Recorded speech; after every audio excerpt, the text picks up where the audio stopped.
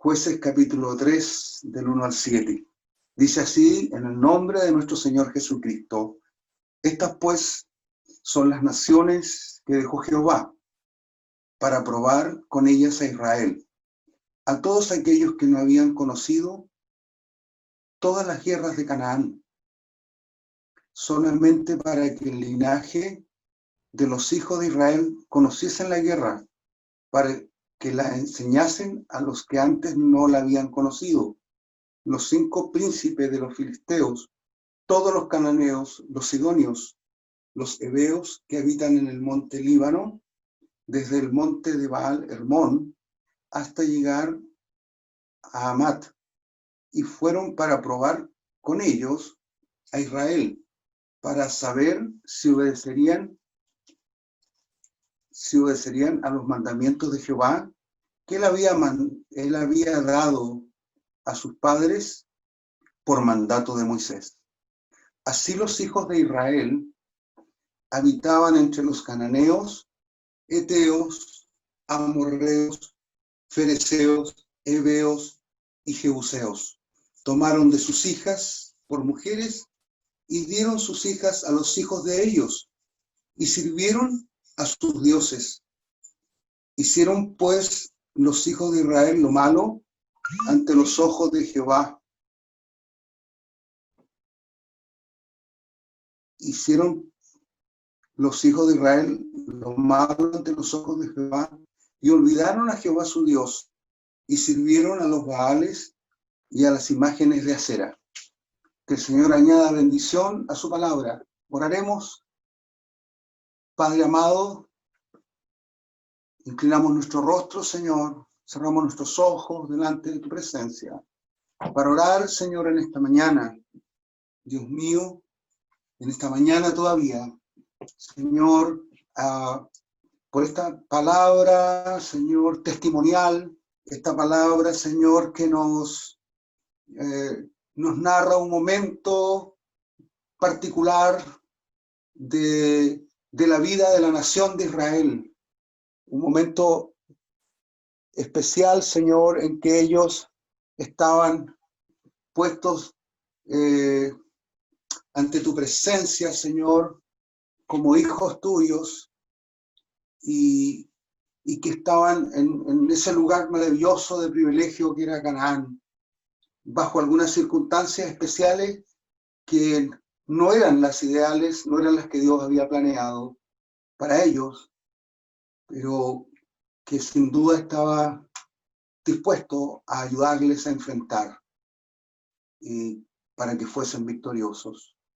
Asimismo, Señor, en este tiempo necesitamos ser victoriosos en el nombre de Jesús. Por eso pedimos que esta palabra pueda hablar en nuestros corazones, Dios mío, y pon unción en el oído y pon unción en la lengua, Señor, tanto para hablar tu palabra como para escuchar, y no ser oidores olvidadizos, y no predicar, Señor, solamente del conocimiento, Señor, y de los sentimientos, sino también desde tu corazón. En el nombre santo de Jesús. Amén. Amados hermanos, que el Señor les bendiga. Esta palabra me recuerda esa expresión de Jesús que dice, vosotros estáis en el mundo, pero no soy del mundo. ¿Amén? ¿Por qué? ¿Por qué lo recuerdo? Porque como ya leímos, ¿cierto? Ellos estaban allí, estaban entre personas y entre pueblos, ¿cierto? Que no servían a Dios, entre personas que no servían a Dios, como los filisteos, todos los cananeos, dice el pasaje que leímos, los sidonios y los heveos, que habitaban en Líbano, desde Baal Hermón hasta Hamat. 7 naciones por lo menos estaban allí, o quizás las más de mayor influencia. Entonces, ellos estaban allí, inmersos, ¿cierto?, en esa sociedad con muchos vecinos, ¿cierto?, cercanos, que tenían distintas culturas, tenían distintos dioses, tenían distintas formas de vivir y forma de servir a sus dioses, porque cada dios tenía un culto diferente. Bueno, estas naciones enemigas, hermanos, permanecían aún en la tierra de Canaán. ¿Y sabe por qué? Porque los israelitas no habían obedecido a Dios, no los habían expulsado en su tiempo. Entonces el Señor se aburrió y dijo, bueno, las voy a dejar, voy a permitir que esto, no es que sea mi, cuando dice que era la voluntad de Dios, ¿cierto? Como lo destaca allí el versículo 1, ¿cierto? Dice, las naciones que dejó Jehová. Hermano, a veces Dios permite, ¿ya? Permite que las cosas sucedan, permiten que tengamos una situación. ¿Por qué? Porque en el tiempo que debimos actuar con energía, firmeza, no lo hicimos. ¿Y qué sucedió? Entonces Dios, ok, los dejó, porque ellos no hicieron el trabajo. ¿Mm?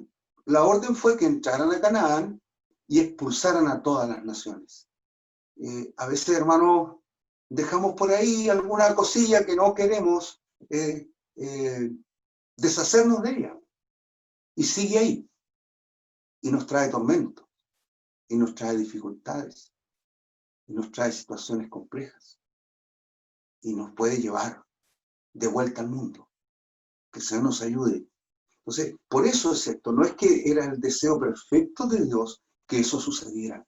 Entonces, Dios permitía que los enemigos permanecieran para probar a los israelitas. Usó, ¿cierto?, esa desobediencia y usó a esos pueblos, ¿cierto?, para probar a los israelitas y para darles una oportunidad de ejercitar su fe y obediencia, para que le demostraran a Dios que a pesar de que esas personas estaban allí, de que esos pueblos, ¿cierto?, diversos y con diversidad de dioses y todo lo que ello podía significar, igual como nación ellos iban a permanecer fieles. Les dio una gran oportunidad que, que al parecer no aprovecharon, ¿cierto? Vamos, la verdad es que ya hemos visto cómo Israel fue destruido, cómo los dos reinos fueron asolados, derribados absolutamente y llevados en cautiverio. Las generaciones más jóvenes que no habían luchado, que no habían aprendido, aquí tuvieron que ejercitarse, tuvo que haber casi un servicio militar para que ellos aprendieran a combatir y pudieran defenderse de esas naciones que en algún momento los iban a atacar, los iban a invadir, como sucedió cíclicamente en este mismo libro de Jueces.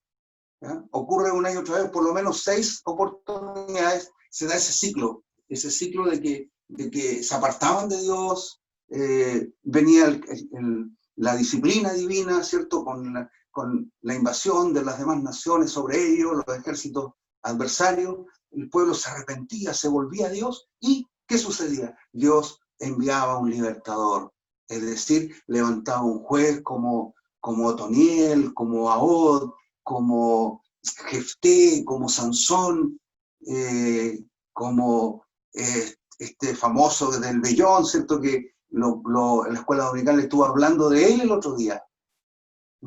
Entonces, todos estos personajes, ¿cierto?, fueron instrumentos en las manos de Dios porque el pueblo se volvía, ¿cierto?, a los ídolos y dejaba a Jehová su Dios.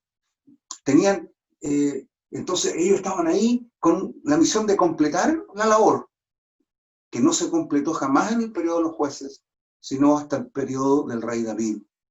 Y lamentablemente, hermanos, ellos empezaron a desarrollar relaciones más cercanas con sus vecinos, en vez de guerrear con ellos, en vez de mantenerlos a raya, ellos empezaron a estrechar lazos, tanto así que empezaron a gestarse matrimonios con hombres, ¿cierto?, o mujeres de esas nacionalidades. Y lógico que eso estaba absolutamente prohibido por Dios.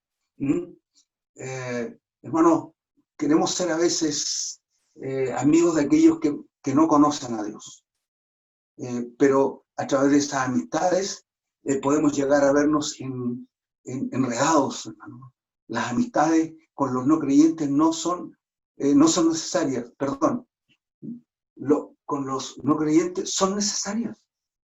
Hay que tener contactos, lazos con los no creyentes para poderlos traer a la fe, ¿cierto? Pero debemos aceptar, hermano, y a la gente sin comprometernos o adoptar sus patrones de conducta. En eso tenemos que tener mucho cuidado, porque los patrones de conducta del mundo son nocivos para la iglesia, para el creyente. Habían dioses que ellos adoraban, Baal, Astarot, ¿cierto? Baal era el dios tal vez más famoso, que se representaba en forma de toro, simbolizaba la fertilidad, la fuerza, era considerado el dios de la agricultura, etc. Y estaba Astarot, que era la consorte femenina de Baal. Hay una rareza tremenda, hermano, ¿ya? Una rareza tremenda que también produce un culto bastante particular. Habían sacerdotisas, habían sacerdotes, se ejercían una suerte de intimidad, hermanos, entre comillas, santa, como parte de los rituales. Otros quemaban a sus hijos y lo ofrecían a las divinidades. Hermano, Dios nos ayude, porque la amistad con el mundo es enemistad contra Dios. Ellos se hacían amigos, ¿cierto? Se vinculaban, dejaban al Dios verdadero y se volvían a los dioses que ellos tenían. Entonces, eso es muy complejo. Es difícil imaginar, hermano, al pueblo de Dios,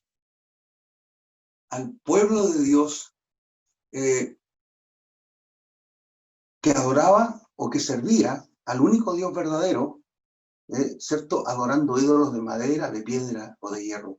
Eso es lo que pasó con Israel. Ellos adoraban ídolos que eran, tenían diversas formas, como ya lo vimos, ¿cierto? Toros, también imágenes de seres humanos, qué sé yo, divinizados. Bueno, probar a Israel. Esa fue la primera razón que Dios dice, ¿cierto? Voy a probar a Israel con estas naciones. ¿A qué se refiere la Biblia con la palabra prueba o probar? La palabra prueba es un examen del carácter del creyente a través de los problemas y las circunstancias. ¿Ah? A través de los problemas y las circunstancias difíciles, ¿cierto? Para medir la calidad de su relación con Dios y también ayudarlo a crecer. Dios no echó afuera la nación enemiga porque Él podía echarlas por sí mismo.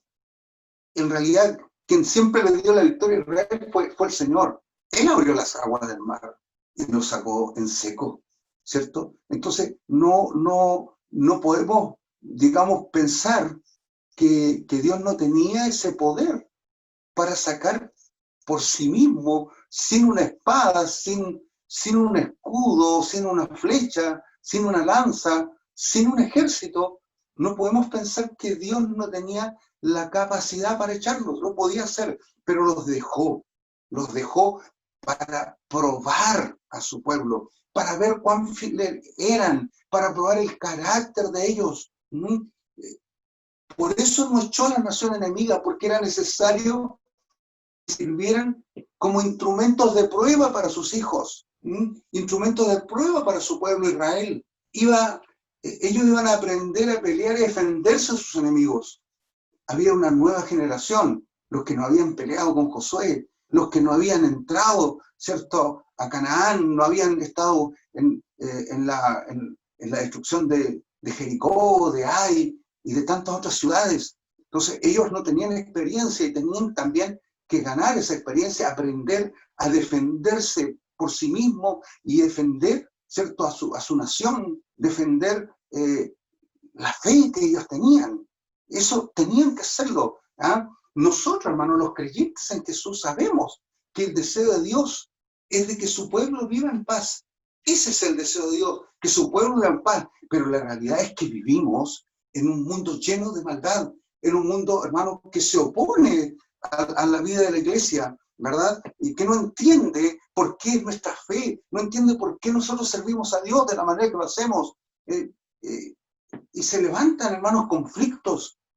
Como cristianos, nuestro conflicto no es, como lo señala el apóstol Pablo, contra carne o contra sangre y carne, sino contra principados, contra potestades, contra los gobernadores de las tinieblas de este siglo, contra huestes espirituales de maldad que habitan en las regiones celestes.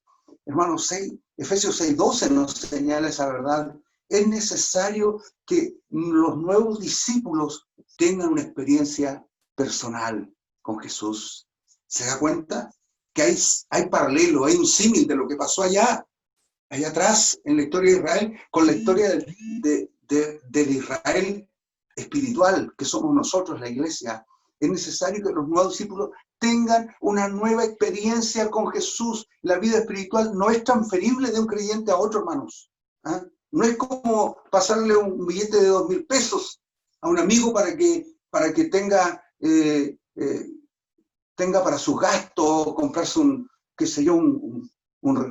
refresco o un sándwich. No, son cosas que no se pueden transferir. La experiencia espiritual es personal, como la salvación es personal e intransferible. También la experiencia espiritual no se puede transferir por contacto, así como el virus, ¿cierto? Que usted se toca la boca, los ojos y después de haber saludado a una persona o haber sacado a una persona que está afectado por el virus, usted también por contacto se enferma. No, en este caso no es transferible ni por contacto, ni por cercanía, porque por mucho que uno abrace al hermano, no le va a transferir la experiencia espiritual. ¿Ah? La experiencia espiritual es personal. ¿Ah? Es personal, hermano. Y la experiencia personal con Cristo es algo maravilloso, es algo precioso, hermanos. Pero como decían los viejos, no sé si los jóvenes no van a entender este refrán, los viejos decían, el que quiere celeste que le cueste. No sé, no es tan, podemos decir que no tiene tanta lógica el refrán, ¿ya? El que quiere celeste que le cueste. Debe ser el celeste que debe ser muy caro o era muy apreciado en alguna época, en algún lugar. Entonces, pero la experiencia espiritual con el Señor, hermano, tiene un precio que lo hemos dicho muchas veces, ¿ya? La experiencia personal con Cristo, hermano, además va más allá, mucho más allá de las modas espirituales, ¿ah? O de imitar a personas carismáticas. Porque hay muchos creyentes, hermanos, que ponen su mirada más en el referente humano, ¿cierto?, que en Jesús mismo. Ponen más su mirada en personas que en el Señor. ¿Ah? Y eso no lleva finalmente a buen puerto. La mirada tiene que estar puesta en Jesús. ¿Ah? Tiene que estar puesta en Jesús, no en personas carismáticas, ni hermano, fijarse en la manera en que ellas expresan sus mensajes, sus ideas. Cada convertido debe tener, hermano, una experiencia personal con Jesús, una experiencia personal con Jesús, es decir, que Cristo sea formado, como muchas veces uno lo escucha en las predicaciones, en los temas, en las oraciones. Hace pocos días escuché a alguien orar diciendo eso, que Cristo sea formado en cada uno de nosotros. Cada convertido, hermano, debe experimentar el bautismo en el Espíritu Santo, un bautismo absolutamente bíblico, una experiencia pentecostal profunda que marcó su inicio el día de Pentecostés, ahí en el capítulo 2 del libro de Hechos, una experiencia espiritual profunda, el bautismo del Espíritu Santo, la manifestación de los dones espirituales. Es difícil. Por eso es que hay muchos que se conforman y dicen, no, que eso es histórico, eso es pasado, eso fue allá, en el primer siglo. Para los apóstoles, el fruto del Espíritu, que debe estar latente, ¿cierto? Como un signo del cambio de vida, de haber pasado de muerte a vida, de estar hoy día en Cristo. Cada converso, hermano, cada converso, si usted es convertido, usted debe saber y entender lo que le estoy diciendo, y si no lo ha vivido, debe empeñarse por vivirlo. Cada converso debe tener experiencias profundas en oración, porque eso es espíritu, eso es espiritualidad, eso es andar en el espíritu y no en la carne. Profundas experiencias de oración. No se conforme con menos, amado hermano. No se conforme con menos. Si usted no tiene experiencias profundas en oración, usted no dice, oiga, hay gente que dice, me voy a ir de vacaciones, voy a ir a Disney World, voy a ir a Miami, voy a ir a París, voy a ir a conocer la torre inclinada de Pisa. Experiencias, ¿cierto? Fantásticas que mucha gente dice, hoy yo estuve no sé, en la muralla china y ahora me puedo morir tranquilo. Porque la experiencia de su vida, hermanos amados, no está malo eso, fantástico, que lo puede hacer, maravilloso. Pero quiero decirle que también en la vida espiritual debe haber experiencias profundas con el Señor, experiencias espirituales, porque eso es lo que a usted realmente le da vida. El Espíritu da vida, dice la Escritura. Debe haber, hermano, y como le decía recién, no se conforme con menos que eso. No se conforme con cosas superficiales, con cosas pasajeras, con cosas profundas, hermanos preciosos, hermanos amados, porque debe haber hitos, hermanos, debe haber un memorial. Recuerda cuando Samuel va con los israelitas, hermanos, persiguiendo a los filisteos, y cuando ya no los pudieron perseguir más, cuando ya los habían derrotado, ¿qué hizo Samuel? Dejó un hito. Dijo, tomó una piedra ahí, ¿cierto? Y dijo, esta es la piedra de ayuda. Ebenezer, dijo Samuel, hasta aquí nos ayudó el Señor. Hasta aquí nos ayudó Jehová. Hermano, tiene que haber un memorial. A usted le tiene que marcar experiencias espirituales con el Señor. Eso genera conversión. Eso genera que usted quede sensibilizado más que ayer con el Señor y con sus propósitos eternos.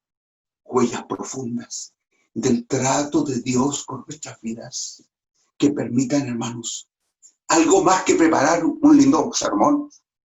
Oiga, hay gente que prepara, yo a veces no soy dado a entrar a YouTube y ver sermones y ver predicadores. ¿Por qué? Porque muchas veces tienen contenidos, hermanos, torcidos doctrinalmente, que no los comparto, entonces no, pero debo reconocer que tienen un excelente discurso, que tienen una forma de expresar su pensamiento, sus ideas, sus doctrinas, hermano, que son un lujo, ¿ah? Son un lujo, pero le digo, la experiencia espiritual es algo más que preparar un lindo sermón, sino que es ser un hombre o una mujer de Dios, que vive su palabra y experimenta cambios en el crisol. ¿Sabe lo que es el crisol? Es allí donde se funde el oro, donde se funden los metales. Allí en ese calor intenso.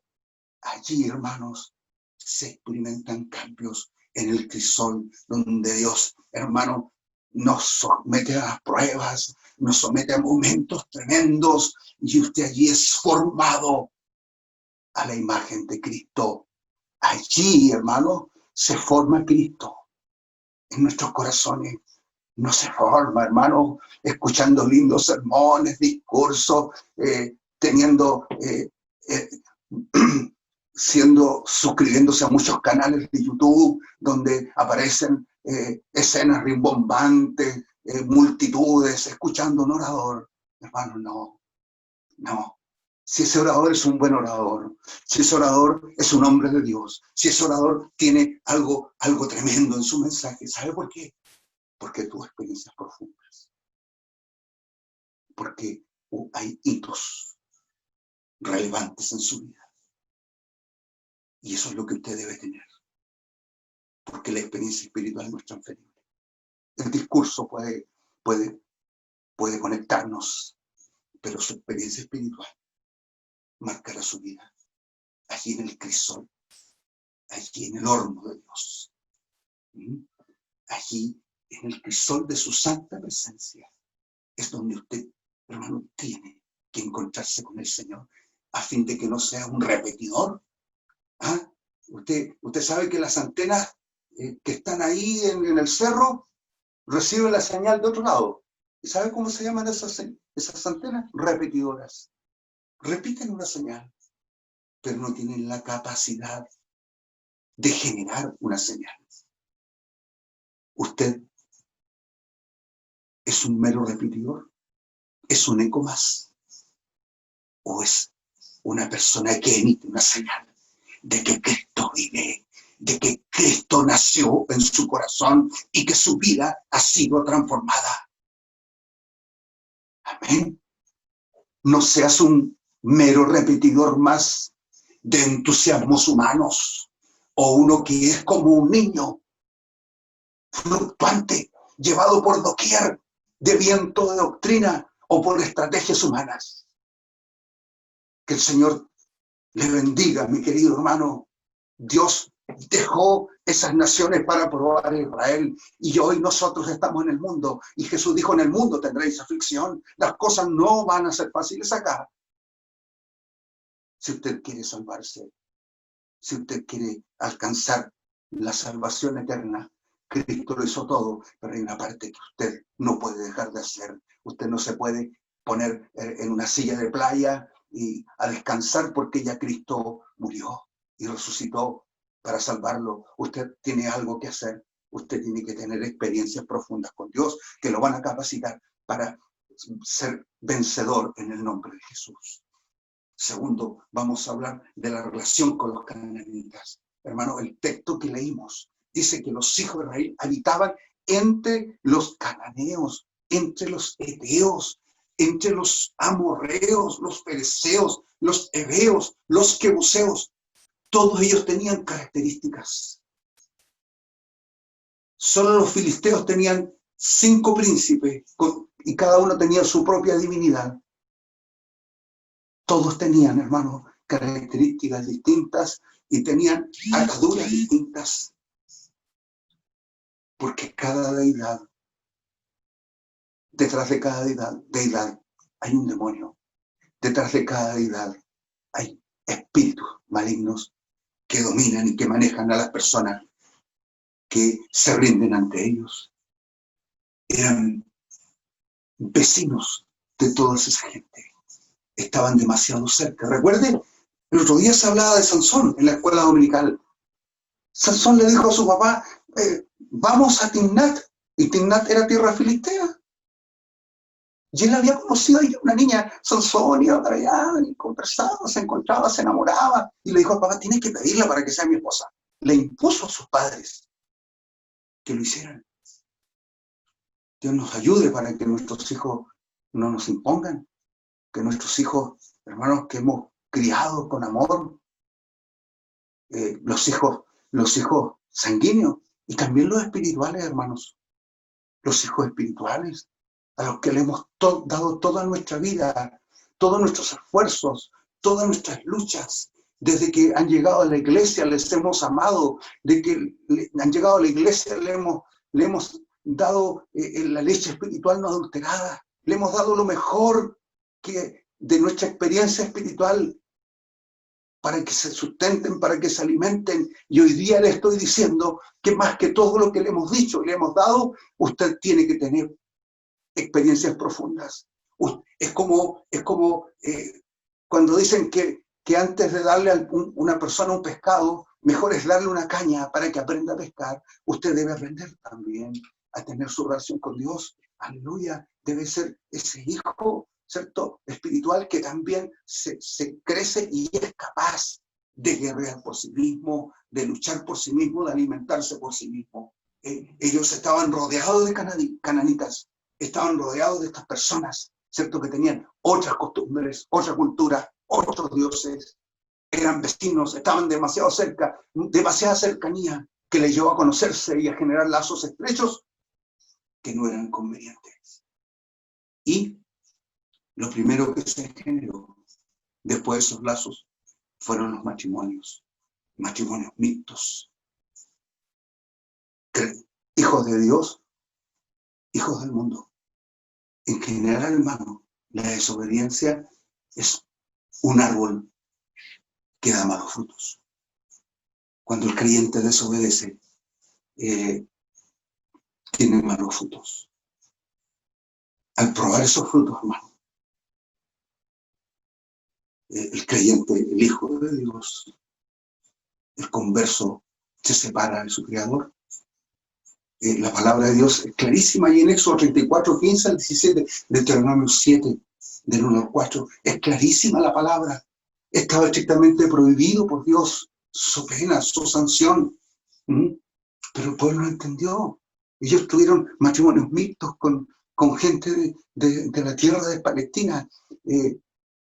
Esa amistad, hermano, les trajo pésimos resultados. Pésimos resultados. Las escrituras adviertan, o Santiago 4:4, o almas adúlteras. Adúlteras, ¿cierto? ¿No sabéis que la amistad con el mundo es enemistad contra Dios? Cualquiera pues que quiere ser enemigo del mundo se transforma, cualquiera pues que quiere ser amigo del mundo se transforma o se constituye en enemigo de Dios. La amistad con el mundo, hermanos. Podemos preguntarnos, ¿cuáles son los límites? Como decíamos delante, teníamos que tener cuidado. ¿Con qué? Hermano, cuidado de que nuestra relación con el mundo, ¿cierto? No nos involucre con sus errores, con su fe, con lo que ellos piensan, con lo que ellos creen, con lo que ellos hacen, lo que no es correcto, lo que no es de Dios. Ellos no podían vincularse con ellos a ese nivel. Bueno, pero lo hicieron. Igual en este tiempo, hermanos, hasta donde es lícito relacionarnos con el mundo. La Escritura también señala, dice, no os unáis en yugo desigual. Hay muchos creyentes que casan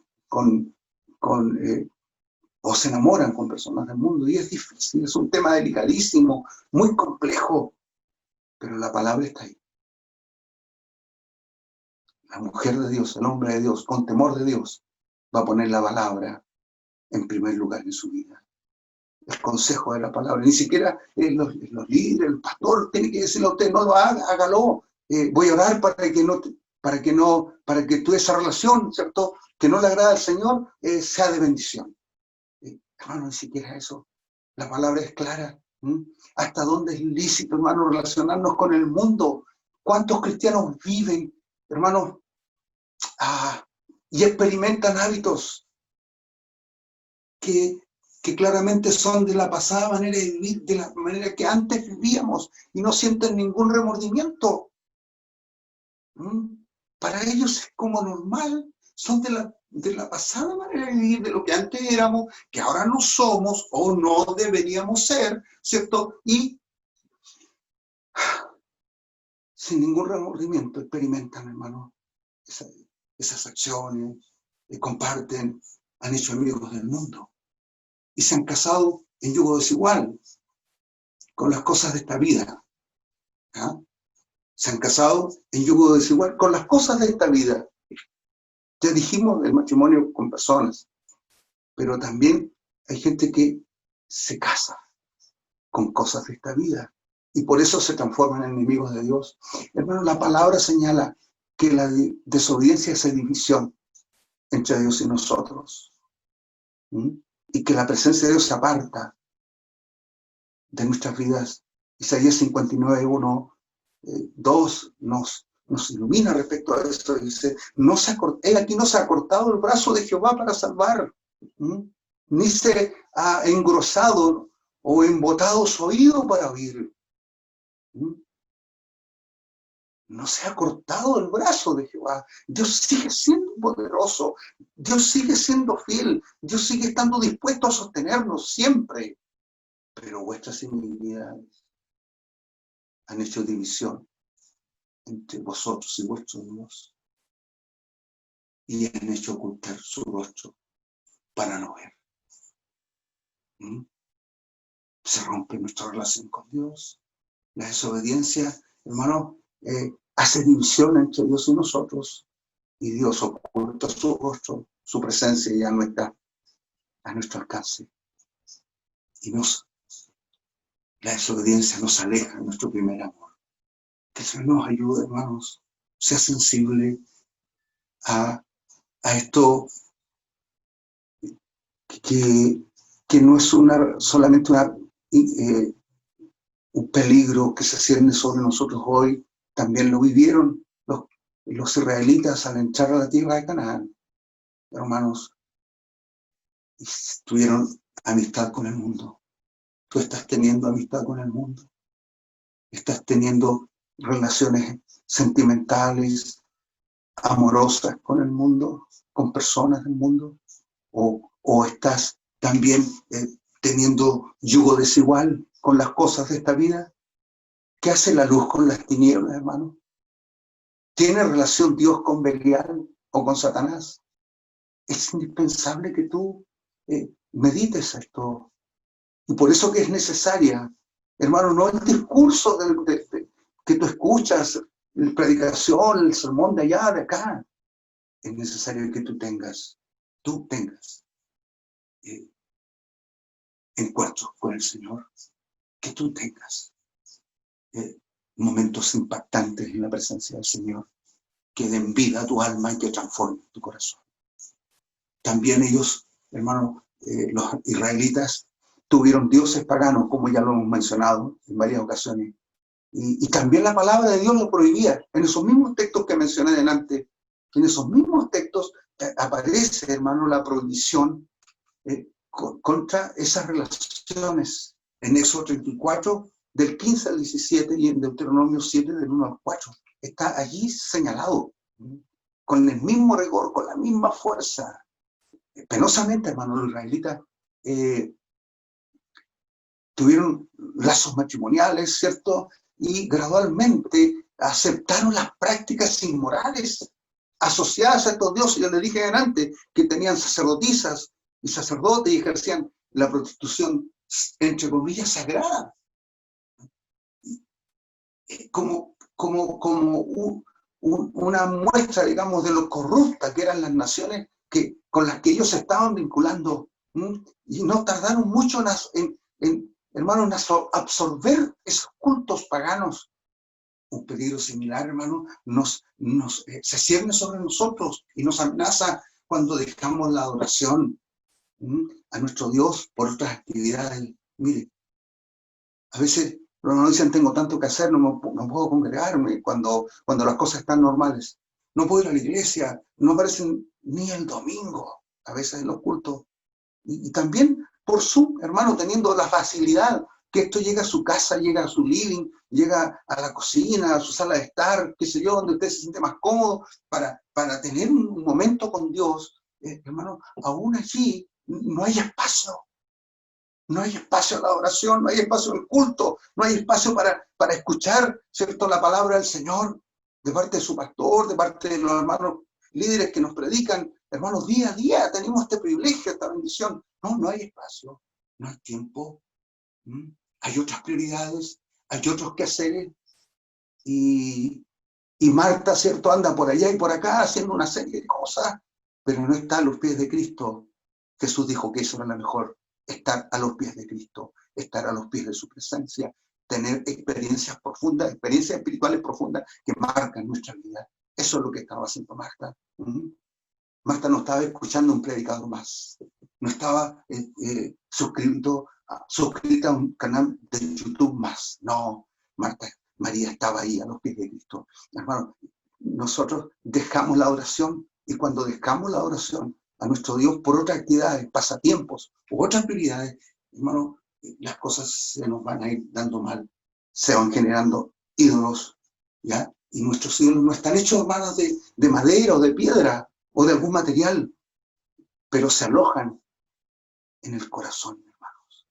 Se alojan en el corazón y son igualmente pecaminosos y pervertidos y torcidos delante del Señor y ofenden profundamente a Dios. A Dios le ofende que usted tenga, hermano, en el lugar de Él, usted tenga otro tiempo un pasatiempo, una diversión, hermano, que es habitual para usted, y por lo tanto usted no puede estar en el culto. No puede tener un tiempo de adoración. Usted no busca una experiencia espiritual profunda con el Señor porque no tiene tiempo, usted tiene otras cosas que hacer. Todo lo que ocupa, hermano, todo lo que ocupa el lugar o el espacio que corresponde a Dios en nuestra vida es una idolatría, es una forma de idolatría. Es necesario hacernos un simple ejercicio, hermano, y responderse uno mismo. ¿A qué le doy más tiempo? ¿Cuánto como de las cosas espirituales? ¿Cuánto me nutro con las cosas espirituales? Hemos dicho en otras ocasiones que por lo menos tomamos 3 comidas diarias, el desayuno, el almuerzo y la once. ¿Cuántas veces usted come alimento espiritual para su vida en el día? ¿Cada 2 días? No porque esté ayunando. ¿Cada 3 días? ¿Una vez a la semana? El tiempo para el culto del Señor, ¿a qué o a quién se lo dedica? Nosotros tenemos 6 actividades por Zoom durante la semana. Y ahora se está agregando una 7ª, pero que es de carácter evangelístico. Y estamos felices por eso. Nos costó, pero gracias al Señor está saliendo, tiene que mejorar, pero vamos para adelante. El temor es quedarnos detenidos, y aunque avancemos de a poco, pero estamos avanzando. Hermanos, ¿usted está vinculado a esto? ¿O a qué le está dedicando su tiempo? ¿Usted tiene alguna devoción excesiva? ¿Usted se da cuenta cuánto tiempo le dedica al Señor y cuánto tiempo le dedica a sus diversiones? Puede que un día, a lo mejor un día, 2 días, hasta luego vuelto, se pone a hacer otras cosas, qué sé yo. Hermano, por favor, sus sinceras respuestas darán luz a la realidad. Sus propias respuestas, haga una autoevaluación. Se habla mucho de las autoevaluaciones. Hágase una autoevaluación. Dese respuestas sinceras, respuestas de verdad. Esas respuestas le pueden conducir a un verdadero arrepentimiento. Solo si usted es sincero. Solo si usted es transparente con Dios y reconoce su realidad. Tiene la oportunidad de zafar, hermano, en forma de esa forma del cautiverio. Porque usted no se ha dado cuenta que si usted tiene privilegio a otras actividades sobre las actividades espirituales, usted tiene un ídolo al que está venerando, un ídolo que usted lo privilegia y que ese ídolo usted lo tiene cautivo, como a Israel lo cautivaron los ídolos del mundo de ese tiempo. Dígame, todo lo que le quita el tiempo a usted no son sus propias ambiciones, sus propios gustos, sus propios placeres, sus propios intereses personales, particulares, que ni siquiera quizás los ha consultado con el Señor. Qué importante es, hermano, que usted determine qué está pasando con su corazón. Cuando mi deseo, placer o comodidad me lleva a desobedecer a Dios, debo tener claro, hermano, que es un ídolo también.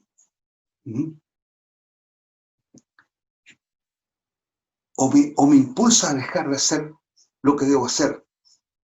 Si me impulsa a dejar de adorar, dejar de consagrarme, dejar el tiempo que es necesario, hermanos. Como decíamos recién, el placer, la comodidad me lleva a desobedecer a Dios o me impulsa a dejar de hacer lo que debo hacer. Es un ídolo. Nuestra adoración debe ser tal que estemos dispuestos siempre a sacrificar un placer temporal por servir al Señor, por adorarle a Él, para experimentar un placer eterno, hermanos, y agradar a nuestro Dios. porque todo lo espiritual es eterno. Todo lo que usted haga en esta vida se va a quedar acá. Solo sus experiencias espirituales lo vinculan a usted con lo eterno. Para ir concluyendo, hermano, quisiera decirle que eran 7 naciones. 7 naciones. Y aquí hay algo que le quiero comentar. 7 naciones que los israelitas no expulsaron y que Dios usó para probarlos a ellos, para probar a su pueblo. 7 naciones. Y ese 7 me ha dado vueltas, porque de ese mismo modo, hermano, que el pueblo fue probado, vamos a ser probados nosotros. Y de hecho, usted lo ha vivido y usted sin duda lo ha experimentado o lo está experimentando. Llama la atención frente a estos 7 hermanos pueblos que Jesús dijo. Mire lo que dijo Jesús. Entonces va y toma consigo otros 7 espíritus peores que él. Está hablando de un demonio. Dice, entonces ese espíritu va y toma consigo otros 7 espíritus peores que él. Y entrados moran allí. Y el postrer estado de aquel hombre viene a ser peor que el primero. Así también acontecerá a esta mala generación. ¿Por qué mala generación? Porque le da la espalda a Dios. Porque permite, hermano, que esos demonios que hacían que su vida estuviera cautiva en el mundo, cautiva a placeres, cautiva, hermano, a errores, cautiva a pecados, todo aquello vuelva a su vida. Usted que había sido lavado, que estaba todo limpio en su casa, en su alma, en su corazón, vuelve a experimentar lo anterior. El apóstol Pedro lo vincula con la puerca lavada, con el perro que vuelve tras su vómito.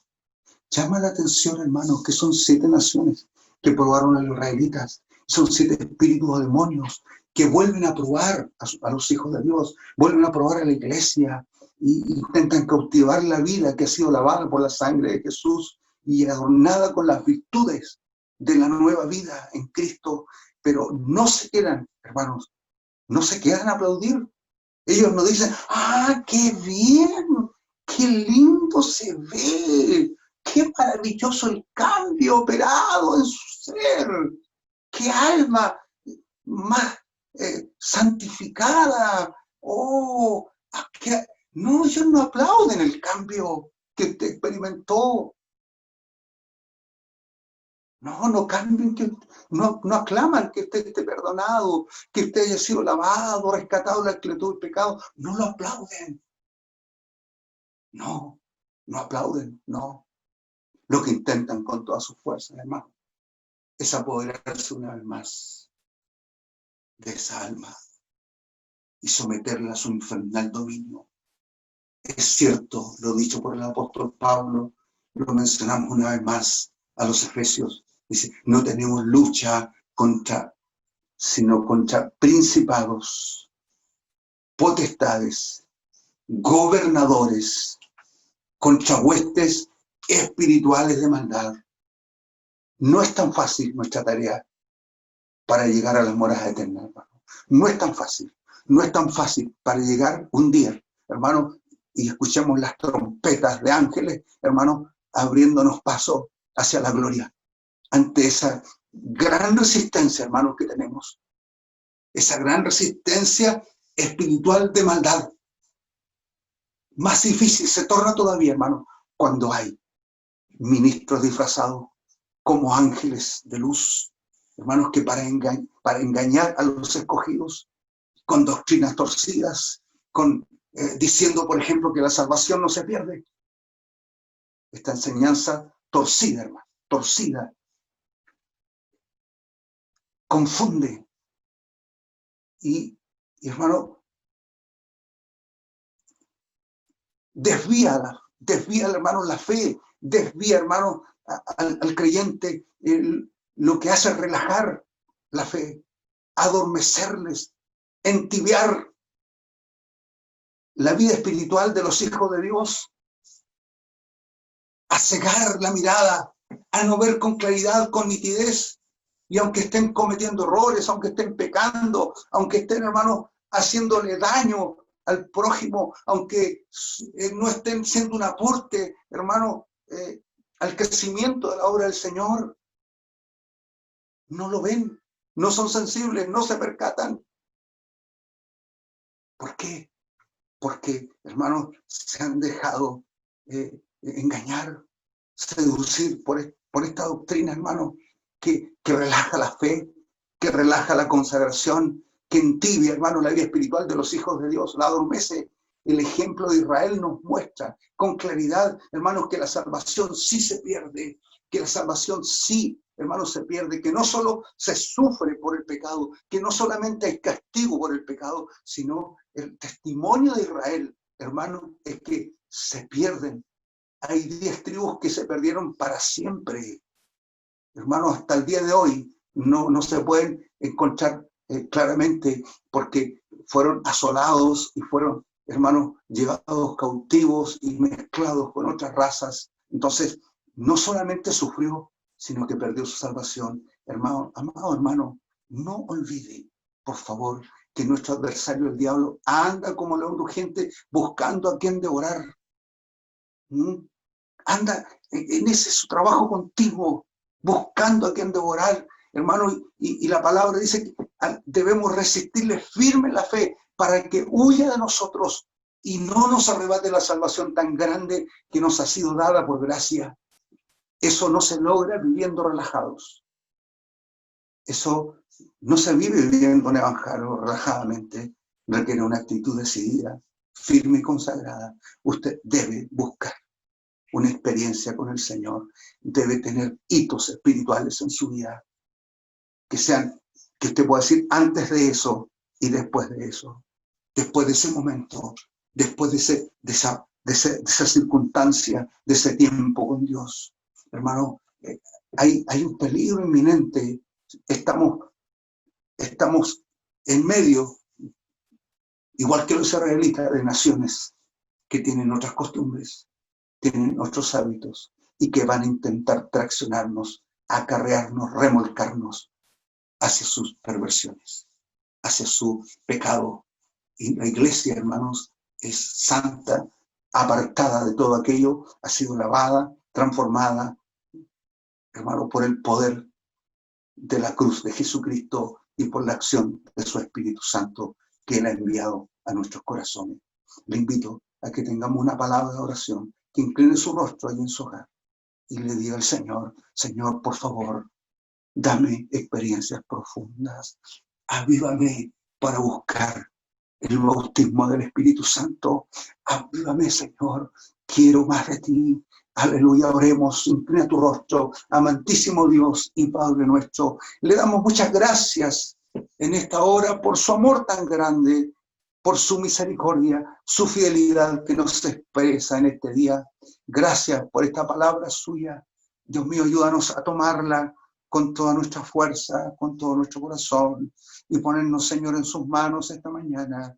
Dios mío, reconocer nuestra necesidad tan grande de ti, reconocer, Señor, aleluya, si te hemos fallado, de dónde hemos caído, Señor, y volvernos y hacer las primeras obras y no creer el engaño del adversario, no creer el engaño de Satanás, no creer, Señor, aleluya, lo que hombres, Señor, torcidos, equivocados, que son sensuales, que no han tenido la experiencia espiritual, que niegan el bautismo en el Espíritu Santo, que niegan la acción de los dones, aleluya, y que lo dejan, Señor, remitido al primer siglo de la vida apostólica de la Iglesia, pero que no lo conciben para este tiempo, son los mismos que dicen, Señor, aleluya, que la salvación no se pierde, que una persona se puede suicidar porque todo lo pagó Cristo en la cruz. Dios mío, ayúdanos a salir de en medio de ellos, ayúdanos a salir de aquello y volvernos a ti, aleluya, y vivir la experiencia espiritual, Señor, profunda, que deja huellas, que transforma y que convierte el corazón. En el nombre de Jesús. Amén. Amén. Que el Señor les bendiga, amados hermanos.